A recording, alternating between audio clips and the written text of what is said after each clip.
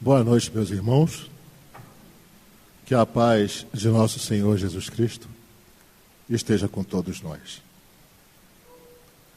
Hoje nós iniciamos a 7ª parte do sermão profético. E, à medida que nós estamos avançando nessa nossa velocidade de aprendizado, provavelmente iremos até a 12ª. Relembrando os nossos encontros anteriores, nós já estamos dissecando versículo por versículo, né, naquilo que já entendemos, e pedindo ajuda a outros trechos do Evangelho, aos profetas, ao Apocalipse, aos outros evangelistas, sempre que necessário para que aumente a nossa capacidade de compreensão. Então, partindo daquele ponto em que paramos no encontro anterior, o versículo seguinte, o mestre no sermão profético disse assim: Orai para que a vossa fuga não aconteça no inverno, nem no sábado. Isso foi interpretado por muita gente através dos séculos, não é? Aqueles que interpretavam essa profecia como sendo uma profecia temporal, ou seja, destinada àquela época, eles alegam que estavam se referindo ao cerco de Jerusalém, que ocorreria no ano de 66, né? E eles tinham uma explicação, baseado no conhecimento deles, na cultura deles, né? Que essa fuga não acontecesse no sábado, porque eles interpretavam o profeta Neemias, no seu capítulo 13, versículo 19, e davam a isso a razão pela qual essa profecia seria temporal. Por quê? Porque Neemias fala que a cidade era fechada no sábado. Então não haveria como fugir ao cerco de Jerusalém, não é? No dia de sábado. Como é que Neemias fala isso? Eu vou ler para vocês. Diz Neemias: Sucedeu, pois, que dando as portas de Jerusalém já sombra antes do sábado, porque os judeus contam os dias, das 6 horas de sexta-feira começa o dia, que vai até as 6 horas da tarde, né, de sábado. Eles não fazem como nós, de 0 a 24 horas, não é? Então, por isso é que ele diz: Sucedeu, pois, que dando as portas de Jerusalém já sombra antes do sábado, ordenando eu, as portas se fecharam, e mandei que não as abrissem até passado o sábado. E pus às portas alguns de meus moços, para que nenhuma carga entrasse no dia de sábado. Isso é para quem acha que era uma profecia temporal. Mas trazendo para nós, para a nossa época, uma profecia escatológica, ou seja, referente a essa época de final de ciclo, nós vamos buscar aqui, ó, no livro Vinha de Luz, de Emmanuel, psicografado pelo Chico Xavier, no seu item 113, quando Emmanuel nos explica. Porque é temporal, mas não pode ser no sábado nem no inverno, assim foi que o mestre disse, não é? Então Emmanuel nos explica assim. Palavras de Emmanuel, hein? Enquanto não chega o inverno, ou os derradeiros recursos de tempo recebidos para o serviço humano, a maioria aguarda o inverno da velhice ou do sofrimento irremediável na terra para se melhorarem, quando o ensejo de trabalho está findo. Continua Emmanuel. A permanência nos círculos mais baixos da natureza institui para a alma um segundo modo de ser, em que a viciação se faz obsedante e imperiosa. Para que alguém consiga se retirar de semelhantes charcos do espírito, é imprescindível que fuja. E nós já tínhamos visto isso, né? Fuja para os montes, lembra na vez anterior? Mas continua Emmanuel. Razoável se torna que o trabalhador aproveite a primavera da mocidade, o verão das forças físicas e o outono da reflexão para a grande viagem do inferior para o superior. E, naturalmente, o servidor descuidado, que deixou para sábado o trabalho que deveria executar na segunda-feira, será obrigado a recapitular a tarefa. Sabe Deus quando? Palavras de Emmanuel. E eu acrescento aqui, gente, sabe Deus onde, né? Que vai recapitular isso. Né? No versículo seguinte, o mestre diz: pois haverá nesse tempo grande provação, como não tem havido desde o princípio do mundo até agora, nem jamais haverá. Nesse tempo, olha, esse tempo ele está se referindo a esse momento que estamos vivendo, que é esse momento de aflição coletiva. Nós estamos vivendo um período de uma aflição planetária, coletiva e individual, né? Onde a iniquidade, a maldade, atingiu um certo grau de saturação como nunca houve, né, gente? E tudo isso que nós estamos vivendo hoje está gerando o quê? Desesperança. Desesperança gerada pela dor pela qual o planeta está passando e toda a sua humanidade, tanto encarnada quanto desencarnada. Está gerando indiferença em muitos, mas muitos de nós mesmos, indiferença para com o próximo. Por quê? Pois justamente na fase de transição em que a gente iria precisar mais, né, um do outro, né, aí gera a indiferença. Então, observe que quando ele diz que essa grande provação é porque ela vai atingir a todos nós, tanto encarnados quanto desencarnados. Essa hora que o planeta vive, a essa hora que o mestre se referiu como final dos tempos, é a hora de escolhermos se somos joio ou trigo. Já falamos isso antes, não é? Mas através de quê? Através de uma provação. E essa provação, ela será tanto individual quanto coletiva. Uma provação, como disse o mestre, que nunca houve na Terra e nem jamais haverá na Terra. E isso é bastante lógico, não é? Vamos raciocinar? A Terra, desde que ela foi, digamos assim, criada até hoje, ela nunca passou pela transição de planeta de expiação e provas para um planeta de regeneração. E uma vez passada essa fase, ela nunca mais vai passar de novo de planeta de prova, expiação, para planeta de regeneração. Não.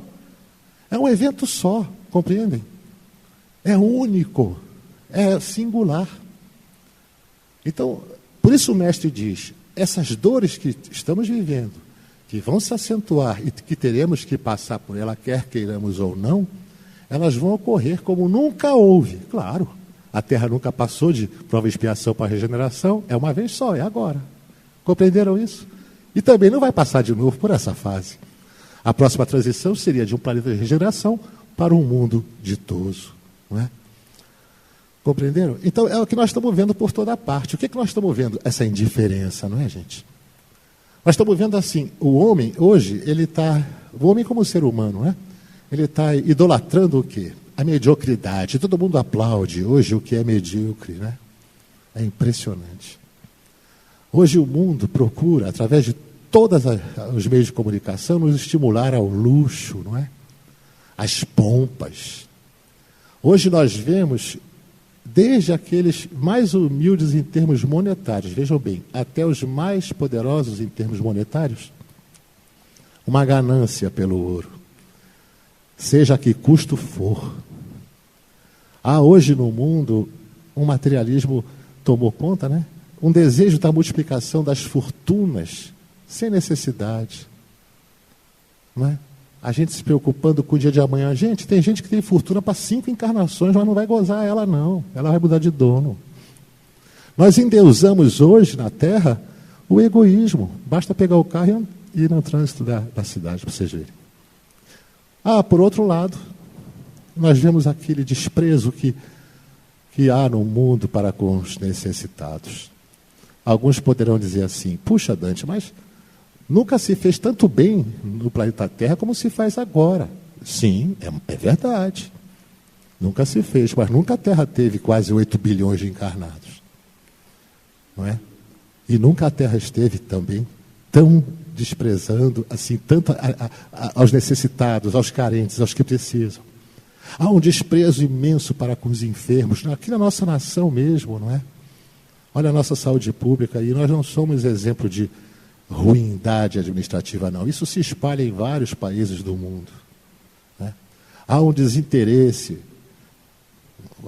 existe uma indiferença, né, para com os envelhecidos, para com os abandonados, não é? Tanto é que, em vez de construírem hospitais para melhorar a saúde, não. O que os homens fazem? Constroem igrejas. Igrejas de várias formas, principalmente aquelas igrejas amoedadas, em que vão tentar enriquecer às custas da ingenuidade e da boa vontade daqueles que frequentarem, não é? Em vez de construírem casas de instrução, escolas, se constroem presídios.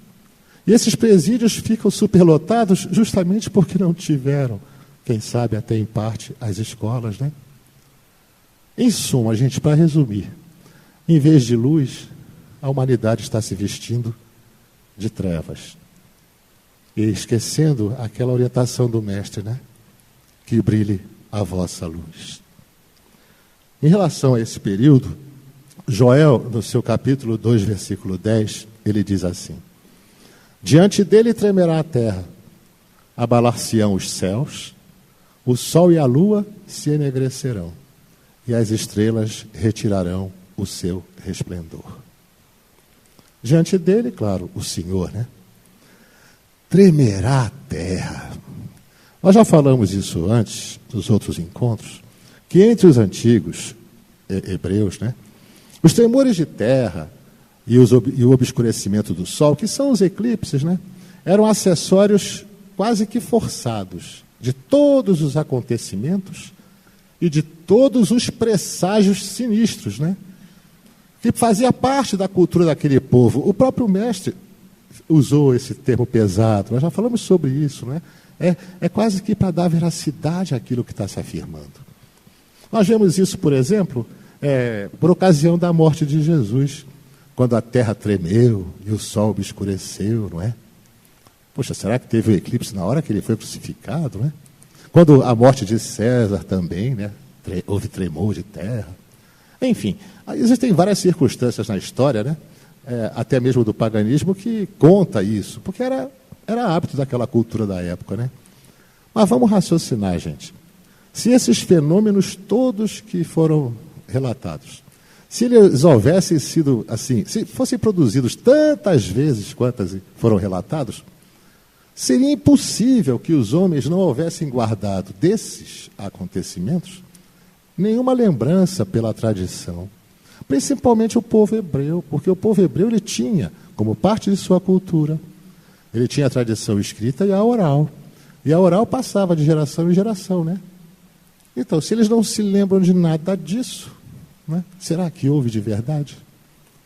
O que existe de verdade, o que Joel está nos dizendo, é que de tempos em tempos, isso periodicamente, as humanidades de todo o universo, veja bem, não é só da Terra, as humanidades de todo o universo, de cada mundo habitado do universo inteiro, chega um momento em que uma dessas humanidades, não é? Chega um momento dela de depuração. Esse momento de depuração, ele é necessário, porque ele precede, vamos dizer assim, um expurgo planetário. Ah, mas vai mandar gente, né, espíritos e tal, para fora daqui, para escolas mais atrasadas? Sim, porque os atrasadinhos é que atrapalham aqueles que estão querendo estudar, não é? Então, por que é necessário isso? Para que o orbe ele dê um passo adiante na sua rota evolutiva. Mas isso é tão natural quanto a gente se pendurar num balcão baixinho e se pendurou demais e caiu lá embaixo. Ah, Deus matou ele, Deus é ruim. Não, foi ele que foi desafiar a lei da gravidade. Ou seja, é uma coisa natural. Compreendem isso? Então, com o fim, que é natural de um ciclo, existe sempre uma variação, tanto física quanto espiritual. Essa variação que ocorre, que Joel fala, tremerá a terra, abalar-se-ão os céus, o sol e a lua se enegrecerão, as estrelas retirarão o seu esplendor, como ele fala aqui, né? Tudo isso é muito natural, como o final de um ciclo por variações físicas. E as variações físicas que ocorrem no planeta, quando ele está em fase de transição, é em relação ao posicionamento do eixo planetário. Ora, se acontece isso em todos os planetas do universo, em todo o orbe habitado, por que a Terra seria diferente? Ah, mas se o planeta está inclinado e ele vai ficar vertical, nossa, isso aí vai gerar terremotos. Sim, pode até ter terremoto, por que não? Ah, mas se tiver terremoto, pode ser tsunami, vai ter tsunami. Sim, pode ser que aconteça tsunami, mas compreendem, gente? Pode haver sim essas coisas que eles ficam prevendo aí e jogando na internet, no YouTube e tudo mais. Pode, ou não. O importante não é isso. O importante é a gente entender que tudo isso, se ocorrer, é um fato natural da verticalização do eixo de um planeta. E não como instrumento de destruição da parte de Deus, que na sua ira quis castigar os infiéis. Não tem nada disso. Nós já passamos pela fase do Deus tribal.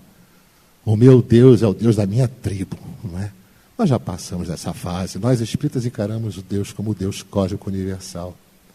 Entendeu, gente? Então, se houver um terremoto, um maremoto, como aquele da Indonésia, não é?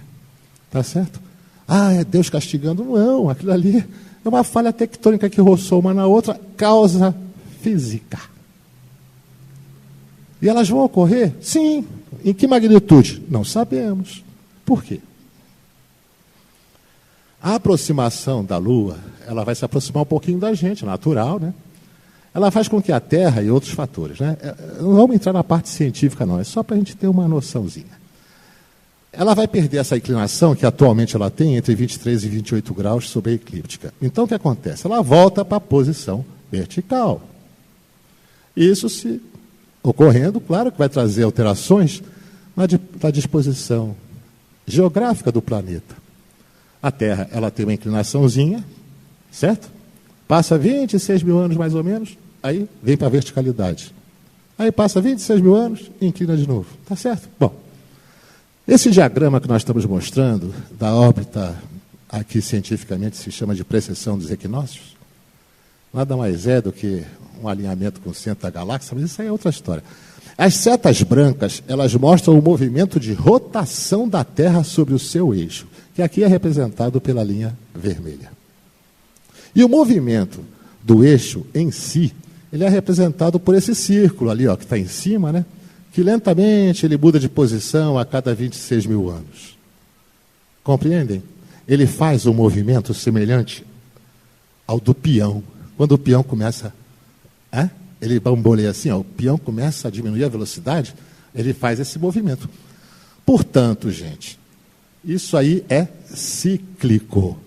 Nada mais que isso. Ah, mas teve um terremoto não sei aonde, vulcão explodiu, caiu um meteoro. É castigo de Deus que nada. O que acontecer é natural.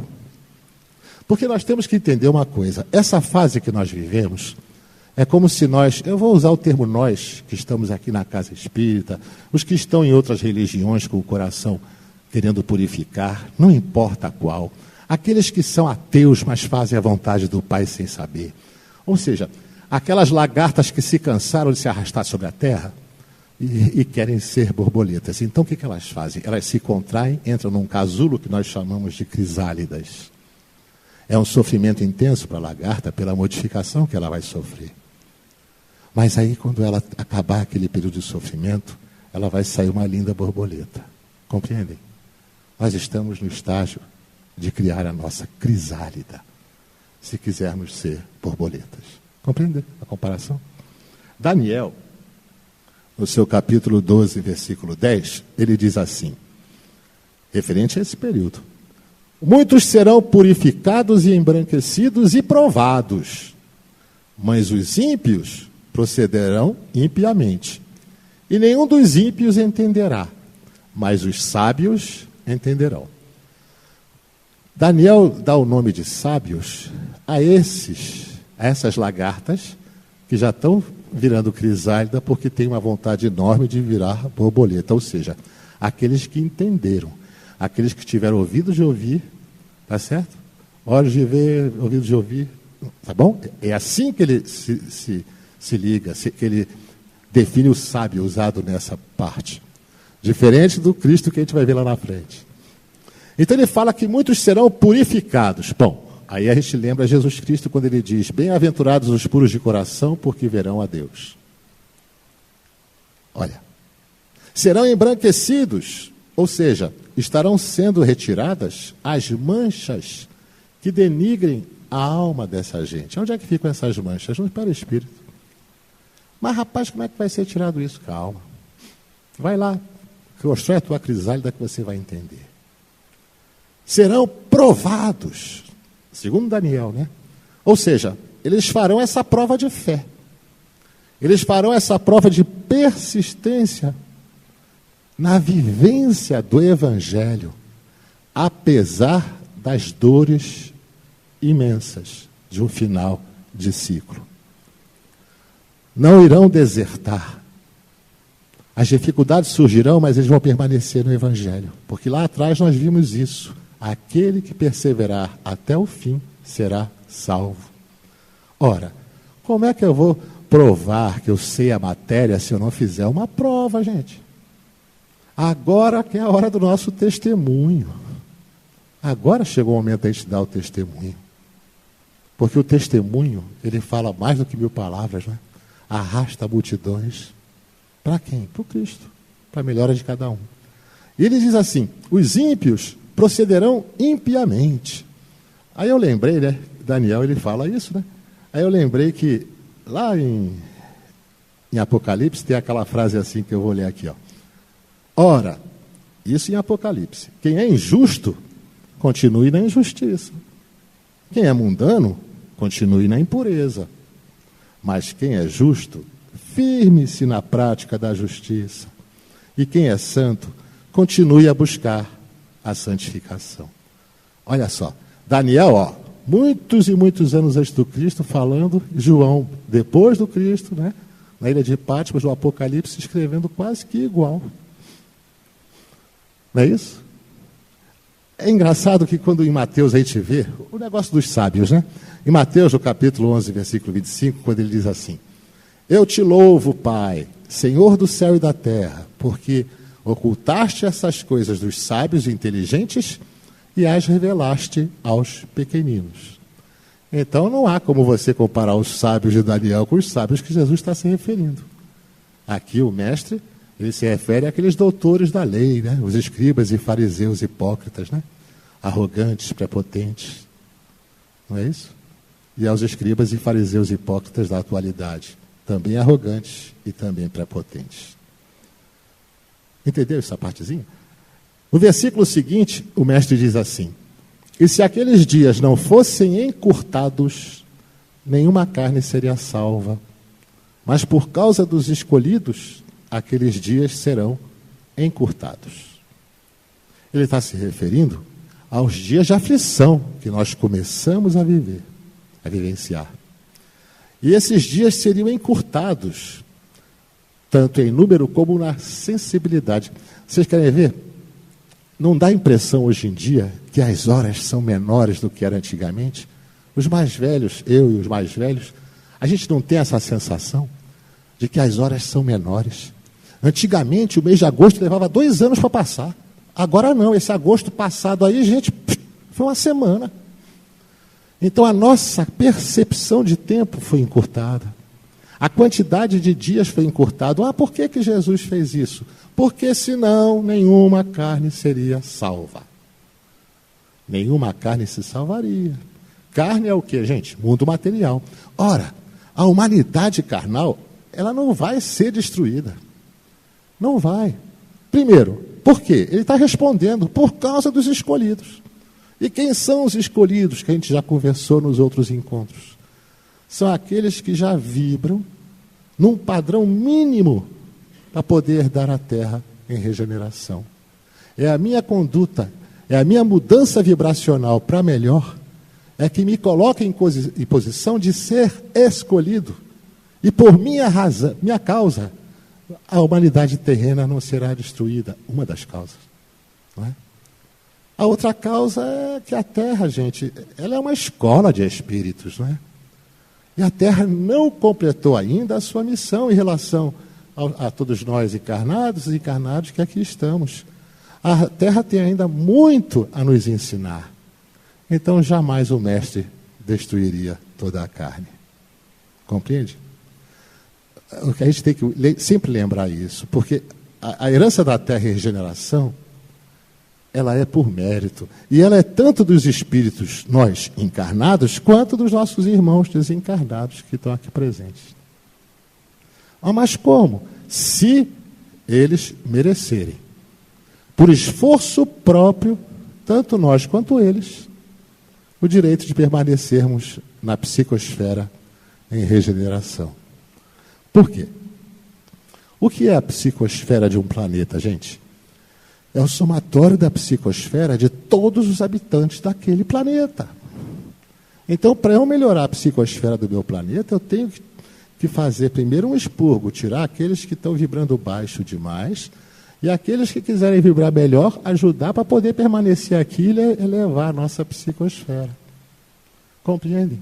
Herdar a Terra não significa ficar vivo nesse corpo.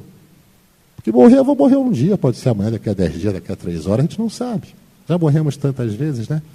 Então não se trata, nessa fase de transição planetária, não se trata da gente passar pela tormenta lutando para ficar vivo, encarnado no meio dos homens. Claro que a lei de preservação, ela não vai ser abolida. Eu vou lutar para permanecer vivo, mas não é a minha finalidade maior. É eu entender que a luta maior não é eu ficar vivo. Ou então, mas aí eu vou morrer, eu vou ficar desencarnado. E daí? Você já esteve desencarnado tantas vezes, né? Porque a herança é tanto dos encarnados quanto dos desencarnados. Então não adianta construir bunker, né? Comprar 5 armazéns, estocar alimentos, estocar água, igual muita gente bota na internet essas bobagens para amedrontar, não é? Quando hoje, até conversando com o nosso irmão, nós estamos vivendo um período em que a gente tem que semear a esperança. Joel, no seu capítulo 2, versículo 30, ele diz assim, falando sobre esse período, né? E mostrarei prodígios no céu e na terra, sangue e fogo e colunas de fumaça. Olha, são aquelas expressões fortes que nós falamos, né? E que eram necessárias ao povo da época, já falamos sobre isso, né? Prodígios no céu. Aí começa o pessoal a interpretar, né? O pessoal começa a viajar. Poderiam ser, como aqui nesse exemplo, né? Vai ter uma chuva de meteorito. Rapaz, pode ser. Eu não sei o que é não, mas pode ser. É o tal de um planeta chupão que está chegando aí, o tal do Nibiru, está cheio de troço disso aí. Pode ser, rapaz, pode até ser. A causa da mudança não é o mais importante para mim. Eu, como indivíduo, é eu ter vibração para permanecer na Terra, não ser exilado. Essa é a minha luta maior. Não é o medo do que virá. Compreendem? Porque se cai um cometa, como eles falam aí aqui no meio de Brasília, a gente não tem tempo nem de ver que morreu. Então vamos estar continuando vivendo aí, vai levar sei lá quanto tempo para notar que a gente morreu, entendeu? Então não é o mais importante. Mas isso aí pode ser. Aí começam aquelas viagens, né? Alterações da atmosfera, igual aquela que tem na aurora boreal. Aí começam a botar na mídia um monte de coisas que realmente não tem o valor, a finalidade de melhorar a nós, não é? Porque nós sabemos que a mudança, a parte científica, né? Nós sabemos que a mudança da inclinação do eixo da Terra vai nos mostrar novos céus e nova terra. E isso aí é muito bem falado, né? Quando em Apocalipse, no capítulo 21, versículo 1, o João fala assim, e vi um novo céu e uma nova terra, porque já o primeiro céu e a primeira terra passaram e o mar já não existe. É fácil de entender isso. Vamos raciocinar. Esse aqui é o eixo da Terra. Eu estou aqui, onde está o relógio, tá? Quando eu olho para o céu, eu estou vendo a constelação como eu estou vendo hoje. Aí o que acontece? A Terra verticaliza. Eu estou aqui. Quando eu olho para o céu, eu estou vendo outras estrelas. Não estou vendo mais as constelações que eu estava vendo. Novos céus. É claro, ele olhou para o céu e viu que não estava batendo com o céu, que ele estava acostumado a ver. Esses são os novos céus. Uma nova terra. Aí o pessoal tem que lembrar isso. Puxa vida, mas há mudanças geográficas? Sim. Toda vez há mudança geográfica quando nós modificamos o eixo planetário. Se a gente for pegar o livro A Caminho da Luz, Nós tínhamos um continente hiperbóreo, né, grandão, depois apareceu a Lemúria, aí depois mudou tudo, aí veio a Atlântida, aí ficou não sei quantos anos, aí daqui a pouco a Atlântida afundou, teve separação de continentes e chegou até o momento esse que nós vivemos. O mapa do mundo na forma que nós conhecemos.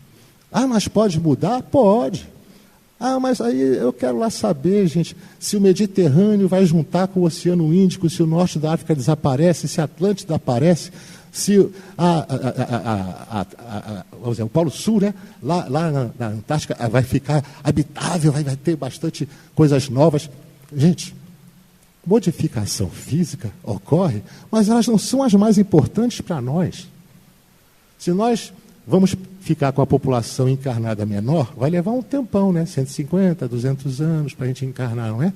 Quando a gente encarnar, aqueles que ficarem e forem nascendo vão deixar tudo preparadinho para a gente, fiquem tranquilos. Nós vamos ter cidades maravilhosas, já com outras escalas de valores. Então, o mais importante não é a gente entrar em desespero sobre o que vai acontecer. E quando ele fala que o mar, né, trocou de lugar, né? O mar já não existe. Será que ele trocou de lugar? Pode trocar, qual o problema? Né? Foi aquele mar mostrado a João. Tem gente que interpreta assim, não, João estava se referindo a esse mar como sendo multidão, humanidade, povo, né? Porque a Bíblia usa muito o nome mar para dar exemplo de multidão, né?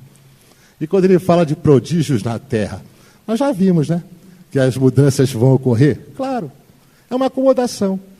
A terra está cheia de falhas tectônicas, não é? É como se fosse a terra. É como se fosse assim uma laranja. A parte da casca é onde nós vivemos. E todo o miolo é incandescente. Então a terra ela fica boiando em cima de uma camada de material incandescente. Ah, mas aí vai gerar terremoto, maremoto, mudança do eixo do planeta, vai gerar mudança do mapa geográfico. E se mudar não é o problema. Esse não é o problema. Sangue, fogo e colunas de fumaça. Aí eles começam a interpretar. Há bem pouco tempo eles interpretaram como sendo assim, falando sobre a Segunda Guerra Mundial. Mas não, sangue, fogo e coluna de fumaça lembra para a gente guerra mesmo, né? Coluna de fumaça também podia ser, por exemplo, as erupções vulcânicas. Há pouco tempo atrás, os vulcões da Islândia, lembram disso? Soltou tanta poeira, tanta fumaça no ar que chegou até na Inglaterra. Então ficou vários dias sem ter voo naquele espaço aéreo, porque não tinha condições de visibilidade. Vocês lembram disso?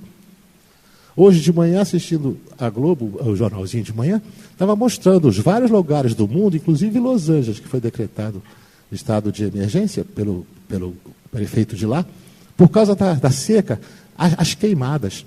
É uma fumaça tão gigantesca que estava hoje em Los Angeles, e mostra vários lugares do mundo em que você não, parece que está à noite, você não vê a luz do sol. Aí o sol se obscurecerá. Olha. Então, quando eles falam que isso aí era a Segunda Guerra Mundial, porque pode haver uma guerra, a Coreia pode brigar com arma atômica com os Estados Unidos, o mundo acaba. Não é assim, não, peraí.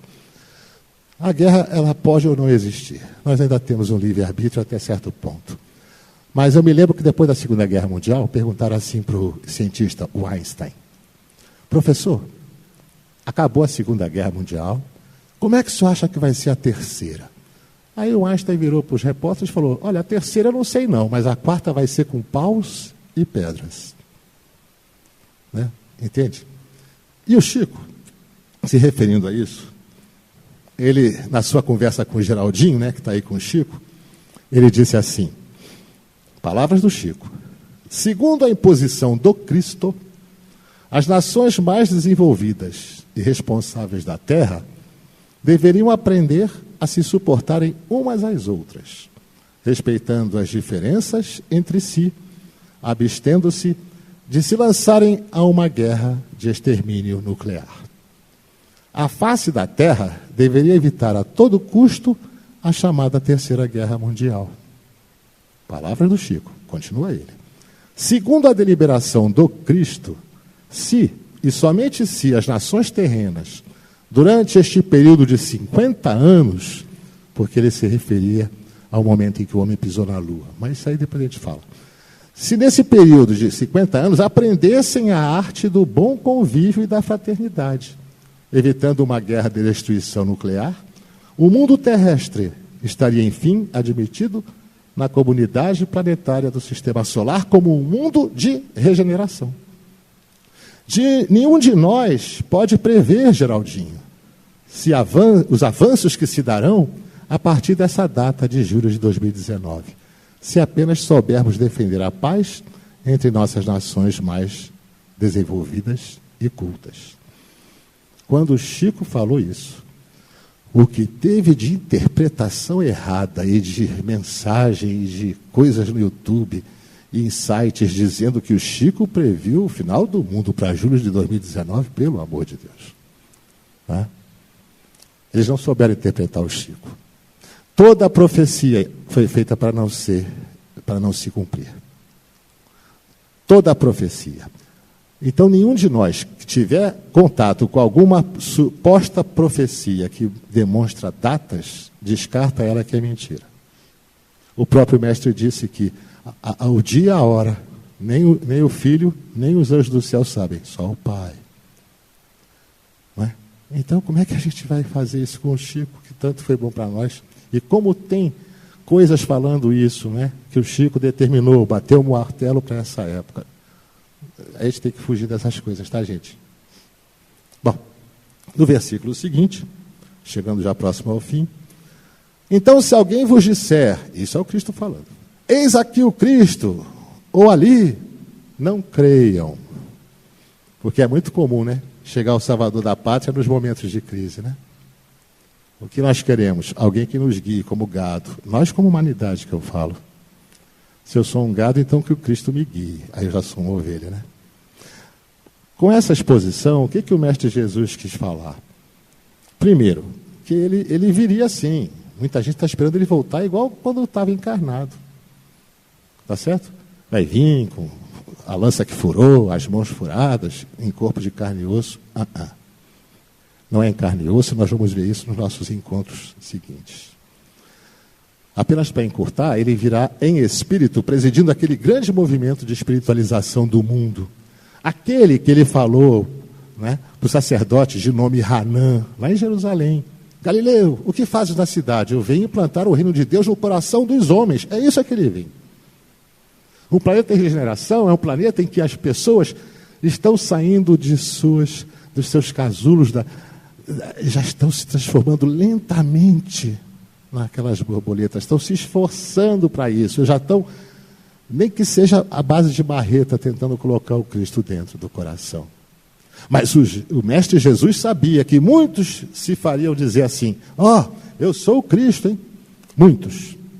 Quer um exemplo? Aqui no Brasil nós temos o Cristo, todo mundo aí deve ter visto falar, é um senhor de roupa branca, com a aparência, querendo parecer com o Cristo, né?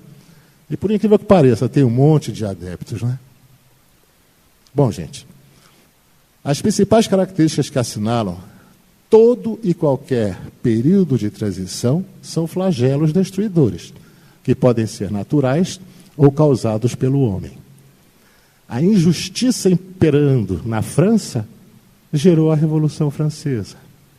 A injustiça imperando na antiga Rússia gerou a Revolução Russa, e assim por diante. A injustiça do Império Romano fez com que os bárbaros invadissem, e assim acontece quando é causado pelos homens. Quando é causado de forma natural, vem terremoto, maremoto. Qual a intensidade? Rapaz, não sei não me contaram. Vem tempestades, mudanças de clima, erupção vulcânica, acidentes de grandes proporções, né, como desencarne coletivo, algumas guerras, rumores de guerra, lembra lá no início? Conflitos bélicos localizados, né? Novas doenças, epidemias, pandemias, vem um monte de coisa. Vem anencéfalo. Por que essas calamidades elas ocorrem periodicamente? Porque elas são acompanhadas, em geral, elas são uma obediência ao quê? A psicosfera planetária. É a degradação moral, é a dissolução dos bons costumes. Quando a Terra fica absorvendo aquela psicosfera negativa dos seus habitantes, que é que compõe a psicosfera dela. Não é? Então o que acontece? Ela fica saturada e chega um momento então que vem essas coisas para os homens, sim. É um conflito de de moralidade existente sempre que há esses momentos de transformação social. Quando nós passamos de um mundo primitivo para um mundo de expiação e provas, passamos por isso, não é? Compreendem? Finalizando a parte 7, nós temos que lembrar, estava conversando com o nosso irmão Sivaldo ali fora, nós estamos vivendo uma fase em que, eu comparei com uma cirurgia, né, Sivaldo? Acho que até já falei isso aqui. Você vai ser submetido a uma grande cirurgia, existem várias coisas que você vai fazer, depois vai ter tal negócio, tem tanto tempo de UTI, vai ter que fazer exercício, vai fazer... Se você é pego de surpresa, alguém te pega, te amarra, te anestesia, te joga numa mesa de cirurgia, você fica doido. Né? Vai ter um aumento de suicídio muito grande porque as pessoas não se preparam, são pegas de surpresa. Nós vamos ver lá na frente que é igualzinho no simbólico, na simbólica Arca de Noé. Aí o que acontece? Quando você sabe, o médico chega, conversa contigo, olha, vai ser assim, você vai internar dia tal, você vai fazer isso, vai ficar de dieta, não sei o quê, vou te dar um negocinho para cheirar. Quando você sabe cada etapa que você vai passar, a dor é menor. Ela não vai estar ausente, só que ela é menor, porque você se prepara. Então o Cristo não ia fazer todas essas profecias a troco de nada. Para quê? Para botar medo na gente ou para nos preparar? Não é? Ele se preocupa com todos nós, porque nenhuma das ovelhas que o Pai me confiou se perderia. Lembram disso? Daí a necessidade da gente vivenciar o Evangelho, entender o que ele está nos passando. Ele e os profetas que falaram dessa época que estamos vivendo. Para que a gente não seja pego de surpresa. Orai, olhai e vigiai. Quando ele conta assim, aquela parábola, não é? Ele conta isso preocupado conosco, né? Ele conta assim, qual é o pastor que tendo 100 ovelhas, tendo uma se desgarrado, ele não pega as 99, leva para um lugar seguro e sai à procura da ovelha perdida. Quando encontra, coloca ela no ombro e vem todo contente para o vilarejo. Reúne os amigos e fala, eu estou feliz porque eu encontrei a minha ovelha que tinha se perdido. A 100ª, né? Tanto é que ele fala, há mais alegria no céu em um pecador que se arrepende do que 99 justos que já estão lá. A importância de conhecermos o Evangelho, tentarmos vivenciar o Evangelho, tentar entender o sermão profético do Cristo, enfim, tudo o que ele nos ensinou, é importante para nós porque ele vem nos procurando há muito tempo.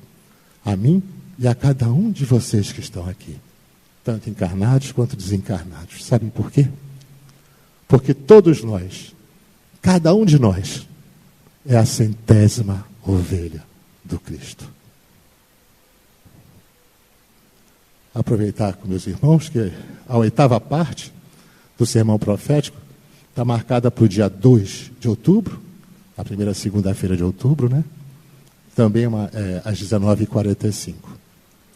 Até lá, eu desejo a todos vocês muita paz.